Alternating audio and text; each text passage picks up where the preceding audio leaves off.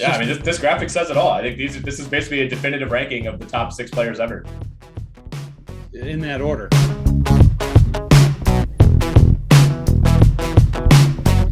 Hey, what's going on, everybody? Welcome into Monkey Knife Fight's NBA show. I'm Dan Watkins. Joining me is the great Nick Whalen of Rotowire.com. Nick, what's going on, buddy? Happy Wednesday. Happy Wednesday to you as well, Dan. Happy Wednesday to Jason, Brian, behind the scenes here.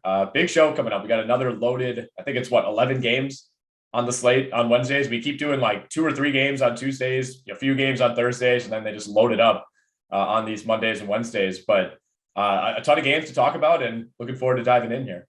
Yeah, Wednesday is the NBA night. I mean, it's like one of the only nights of the week that the NFL just doesn't stake claim in for some reason. I mean, I'm sure they will. I'm sure they will at some point here. It will just be football every night. But for now, yeah. Wednesday is the NBA night.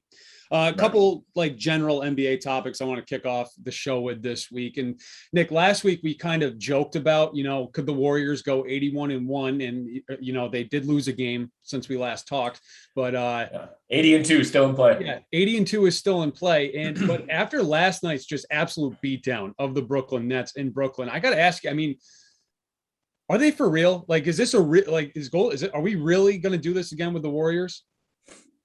It's certainly looking like it, right? I mean, we're only 15 games into the year for most teams, but that doesn't seem like a lot, but that's like almost 20% of the season, So I mean, this is not a insignificant sample size, and Golden State on the whole has still played a relatively easy schedule. They banked some pretty impressive wins, and I think last night is near the top of that list. I mean, that game was close, into like the mid third quarter, and we just saw Steph Curry take over. And I think a lot of people thought Kevin Durant and James Harden would be a little too much, would overwhelm the Warriors.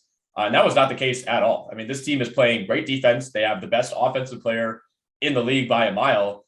I think they're very much for real. And I think the scariest part is, and we mentioned this last week, a lot of people were saying like, man, hopefully the Warriors could just like hover around 500. Then once Clay gets back, they'll go on their run. Like, they might get Clay back and have like 3 or 4 losses at the time. And at that point, you're only going to be better once the second best 3-point shooter of all time joins your roster. Yeah, I saw he's moving to 5-on-5 work this week. So maybe you can get him back by around New Year's, I think. Is that what they're planning on? The word has been Christmas all along. I think it could be a little bit sooner. I mean, if he's playing 5-on-5 right now in mid-November, I don't know how is he going to be playing 5-on-5 for 6 weeks and then you bring him back? I mean, obviously, I don't think we see him in November, but I think it's realistic that he could be back, the or 2 before Christmas. So I think we'll see him at some point in the month of December. Yep. And then with Steph just lighting it up the way he did last night, 12 of 19 from the floor, 9 of 14 from 3. I mean, you got Steve Nash after the game saying his team, the Nets, are just not in the same category as the Warriors right now. But Steph, our producer, Jay Rubin, pulled this or showed us this before we went on air here. Steph's 9.3 or 9 3-pointers in one game is like he's done that way more than anybody else in NBA history. I mean, look at this graphic right here. Jay, what's the number for Steph compared to everyone else? Steph's done it 30. If I'm reading the graphic right, I think it's 37 times. 37. Second place is James Harden and Lillard with 9 each. Klay Thompson 7. The great J.R. Smith with 5, and the not as good as J.R. Smith Kobe Bryant at 4. It's I mean, this graphic says it all. I think this is basically a definitive ranking of the top 6 players ever. In that order, absolutely. Yeah. I mean, I'm surprised Ray Allen didn't have like 5 games with 9 3-pointers. Especially since he's the leader. Yeah. I mean, I think part of it, and look, I'm not a Kobe guy, so I'm not trying to defend Kobe. I want to make that very clear. But guys just weren't taking that many threes for most of Kobe's career, and even like the equivalent of Ray Allen hitting 9 threes in a game was like Ray Allen hitting 4 or 5 threes. Like that was crazy at the time. When teams were only taking like 15 the entire game. So there is obviously some progression as far as, the attempts just like going up and up every single year. But still, I mean, this is a ridiculous stat. I mean, I was telling you guys off air, like it feels like Damian Lillard has had like 15 games with 9 threes just over the last 2 years. And obviously that's not the case. I mean, not that we needed any more statistical backing to tell us this, but I mean, Curry just remains on a completely different tier when it comes to 3-point shooting. I'd imagine that Ray Allen would have easily fit into this modern NBA. And if they were taking like 15 threes a game, he probably would be higher up on this list, but the volume thing from earlier. Yeah, and I feel like didn't Ray hit like 8 3-pointers in an NBA Finals game, and everybody was losing their minds in like 2010. Right. I would say like game 2, and that game was at the Staples Center, by the way. And the Staples Center is in the news today because it's getting renamed to the Crypto.com Arena, I think they're going to call it. And I just like how Twitter, as always, is losing their minds that this is happening, because it's, the Staples is a company. So it's not like this is, Fenway Park, Lambeau Field, Dodger Stadium, Madison Square Garden, anything like that. This was already named after a company. So yes, they are transferring the naming rights. Somebody else bought them out, and it just happens to be crypto. So Nick, any thoughts on that? Yeah, I've been trying to come up with a tweet. I was kind of thinking on it. I wanted to sleep on it. I'm still going to need to put in some more work here. I mean, like every arena name, it sounds terrible at first. Like I remember when the Bucks built their new arena and they announced, it's Fiserv Forum, and like nobody had ever heard the word Fiserv before. And I was like, no, I'm still calling it the Bradley Center. I got to assure you that everyone now just says like, oh, I'm going to Fiserv. Oh, it's downtown by Fiserv. Like within like 4 weeks, people will just, it'll be a joke.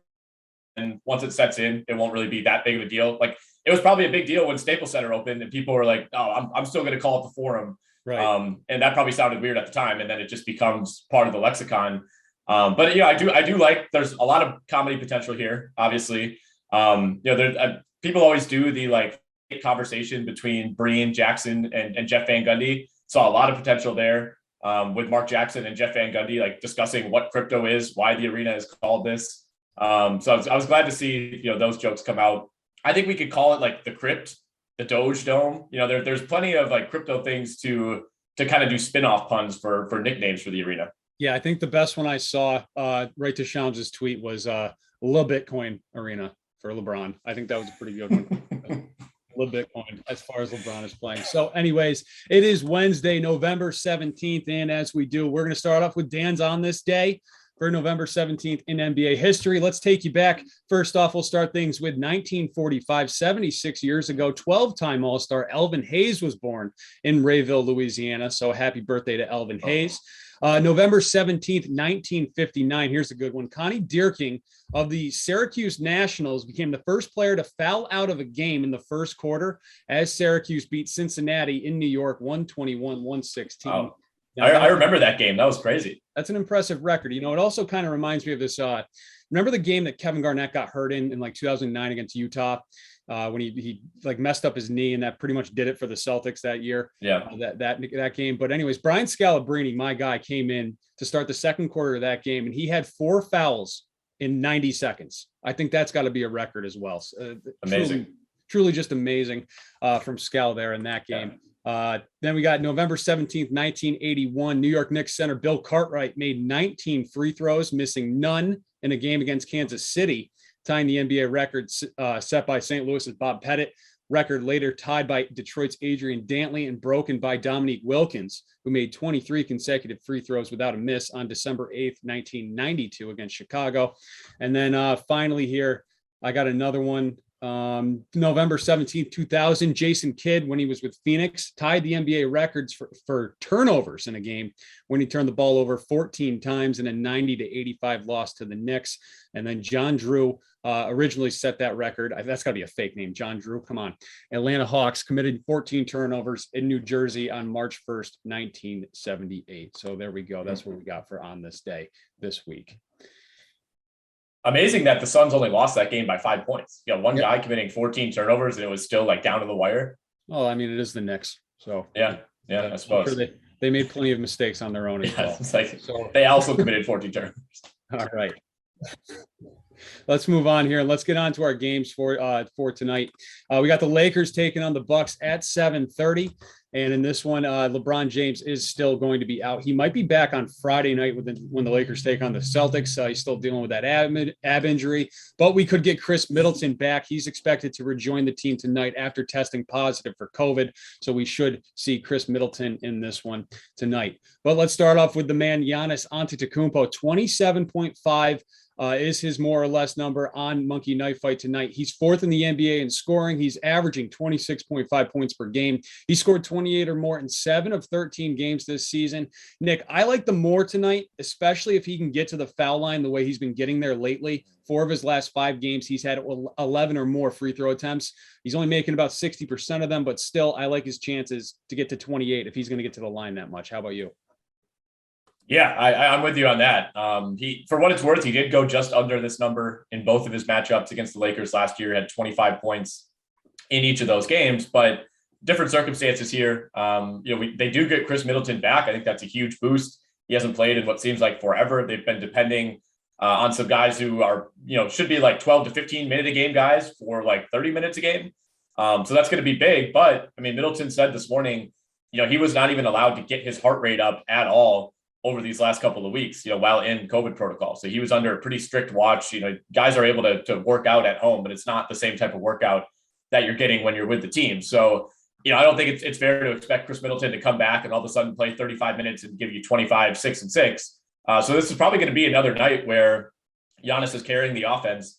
And I don't think that's necessarily a bad thing. So I am with you on this. Like you said, he's been to the line a ton these last few games. Unfortunately, the free throw shooting has gone downhill a little bit these last few. I mean, he's been just over 50% over those last few games. So while he is getting there like 11, 12, 13 times, oftentimes he's only hitting 7 or 8 of those. At the same time, though, I think this is a really good matchup. I'm not a huge believer in Anthony Davis like being up to the task of guarding Giannis tonight. I think one of those guys is a little bit more hard-nosed than the other. And I think this is a matchup that Giannis probably looks forward to and one that Anthony Davis probably isn't thrilled to be taking on. Yep. Yeah, absolutely. I agree there. But let's talk about Chris Middleton. 17.5 is his more or less for points tonight. He's averaging 20 points per game this season in 6 games that he's played. We haven't seen him since October 30th, so about 3 weeks now. He's had 18 or more in 4 of 6. Normally, when a guy comes back after missing 3 weeks, Nick, and as you just kind of hinted at with that heart rate thing, I lean towards the less. You don't know how his legs are going to be underneath him. And if there's a minutes restriction on him tonight, I'm going to probably go less here. What are you expecting? I'm going to go less too. I think this number is just high enough that I feel pretty comfortable with that. I mean, I do think he's probably going to play 25 plus minutes, and Chris Middleton is, such a smooth scorer that it's not like he's somebody that, relies like on his athleticism or, being in like peak condition to score. Like he can still drain a couple spot up threes, get to his spots in the mid range, but I think there's just too much risk here as far as what his workload is going to be and what his conditioning level is going to be. So I think he's productive. I could see him getting 14, 15 points, but I wouldn't feel comfortable going more here.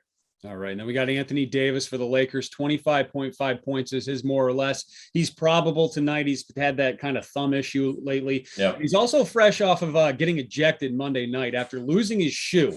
And then he started yelling at the refs for letting Chicago inbound the ball when he was tying his shoe. What's your take on that? First off, is that a party foul there by the refs, or are they in the right? Well, one, I mean, he was responsible for his shoe coming off. He like stepped on his own foot and like peeled the shoe off and then just fell down out of bounds, as only Anthony Davis does. But no, normally they let you put the shoe back on. It's not like he was taking his time. Like he was like in the process of putting it on and like kind of doing like the baseball player, like call for time basically. And they're just like, no, we're inbounding it. And like 9 out of 10 times they will wait. I mean, it wasn't like this was like an end of the game. You're inbounding, you got to go. So I did think it was weird. And it was also a pretty quick tech. Or a pretty quick ejection. Like it was like, I don't know what he said. It must've been something pretty severe because they kicked him out immediately. And thankfully LeBron James was there in street clothes to come off the bench and consult with the referees. They did not in fact reverse the ejection, but LeBron was on the scene right away, there to argue in front of everybody. Davis quietly, it's Hollywood. Yeah.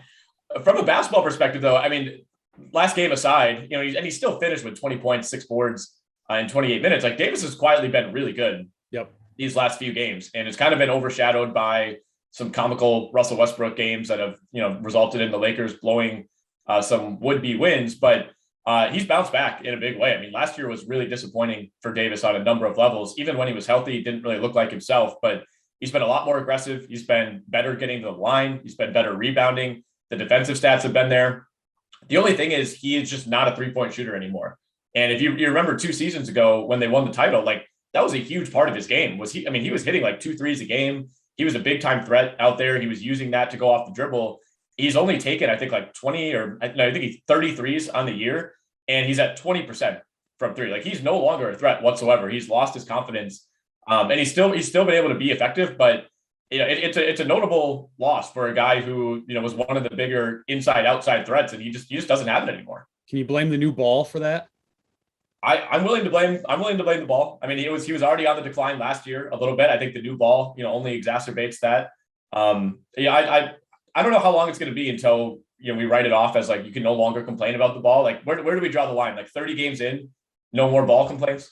Yeah, I think once you get past Christmas into the new year, then you got to be used to it by that point. But anyways, Davis is more or less 25.5. He's averaging just over 24 points per game. He scored 26 or more in 7 of 15 games this season. And he was also on his way Monday night. As we just mentioned, he had 20 points in 28 minutes when he got ejected in the third quarter. I'm leaning towards the more here tonight, especially with LeBron out. I think Davis is going to carry the load again tonight. How do you feel?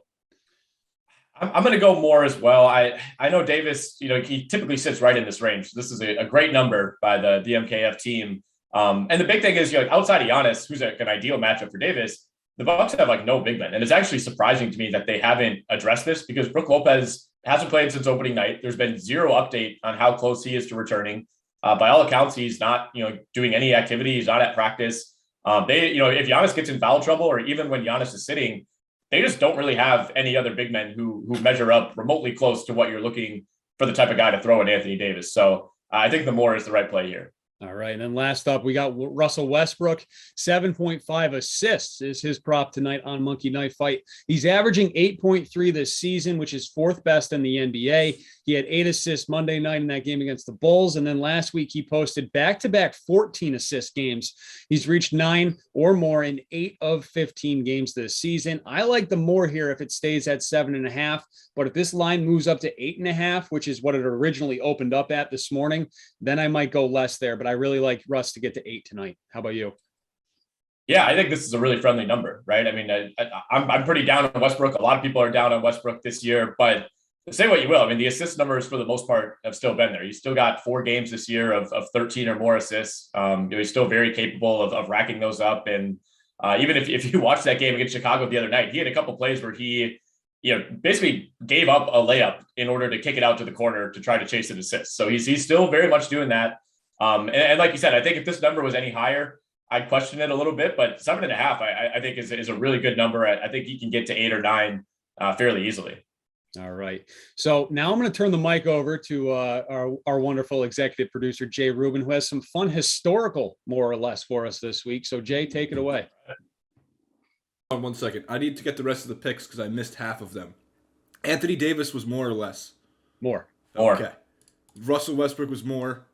Yep. More. Chris Middleton was? Less.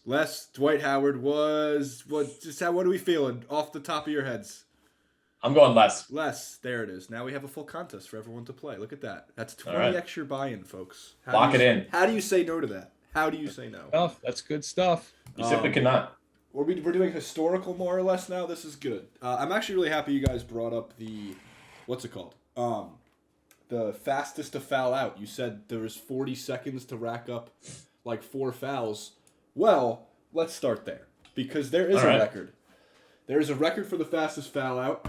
And I'm going to tell you, do you believe it was more or less than 3 minutes of a basketball game? Less. That is correct. It was 2 minutes and 47 seconds.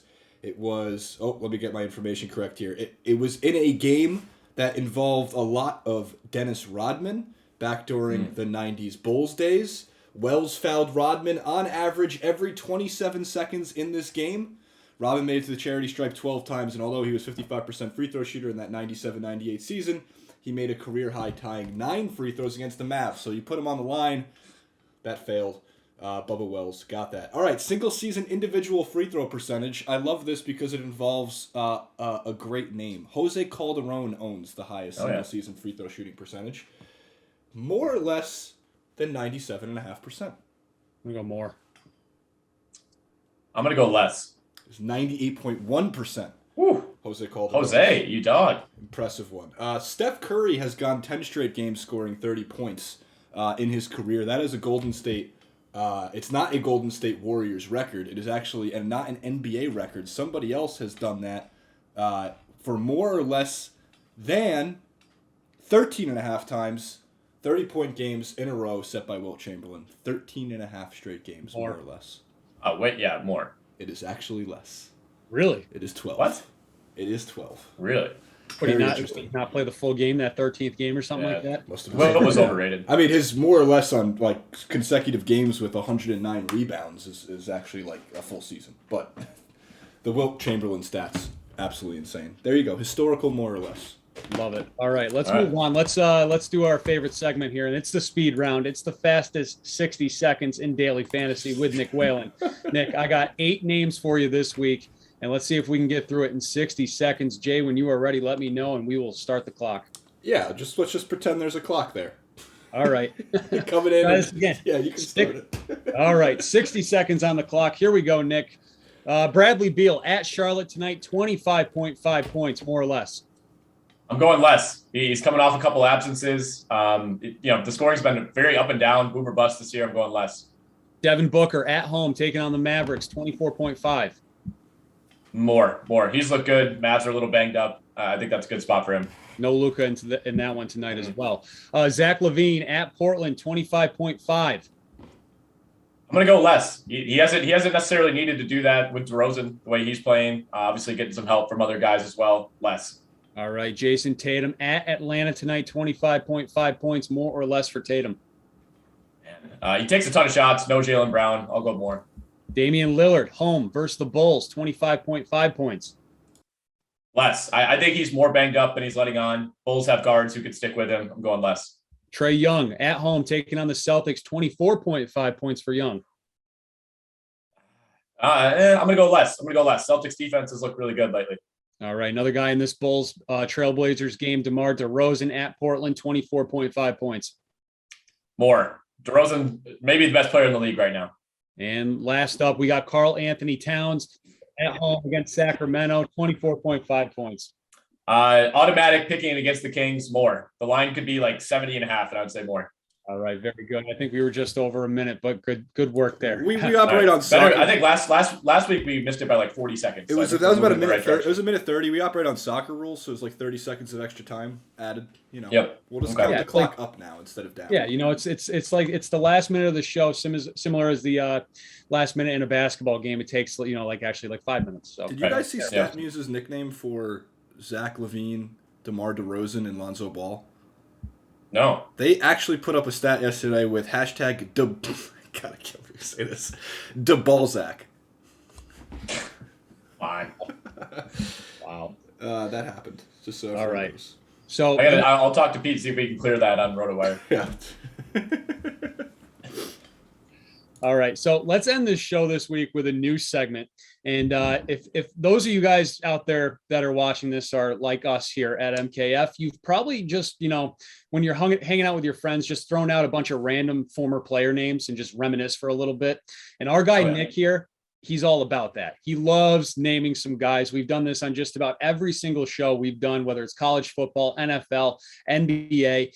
So I figured, we kind of went into the back room and did a little brainstorming session to come up with a name for this segment.